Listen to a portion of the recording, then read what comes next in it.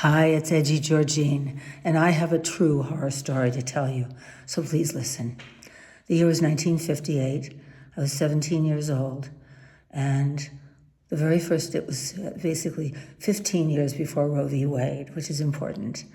It was the very first time I had sex, and I found out that I was pregnant. Well, that didn't work for my parents, so my mother went looking for somebody. I called in the butcher. She found a doctor that had lost his license because he had killed a girl on the table some years before. It was an Addams Family type house in Los Angeles on Commonwealth Avenue. My parents dropped me off there one morning, and the last sound that I heard was laughter coming from downstairs where they were having a party. I was upstairs being laid naked onto a table, a metal table. And it was just this butcher and I. No anesthetic, no technician, no assistant, nobody. No ether, nothing. He put a towel in my mouth and said, "Bite down on this and don't scream. The neighbors will hear you." I was terrified. I was horrified. I was a child.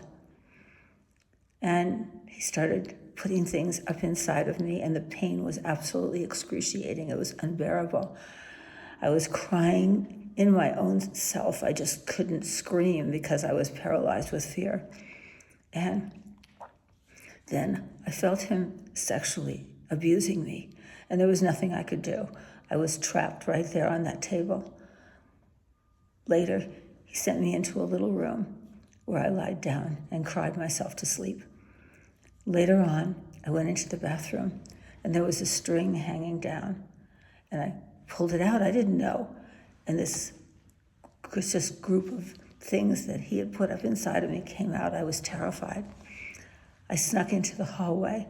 There was a dial tone phone there, and I called my parents, and my mother answered the phone, and I said, "Mama, you gotta come and get me. He's gonna kill me." And she said, "Not until it's over." And the next sound I heard was a dial tone.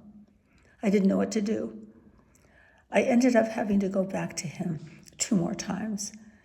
Once because I was hemorrhaging, and once because I stopped bleeding altogether. And it was horrible going back there. I was terrified.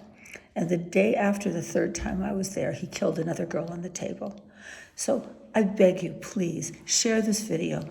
We have to make sure that abortion is not banned, because it's not going to be about just going back to legalized abortions in certain states. It's going to be going back to this where girls were using wire hangers to abort a fetus, and they were being thrown on hospital lawns, bleeding to death. We can't have this happen. Please help me share this true story. Please, I beg you. Thank you. Bye.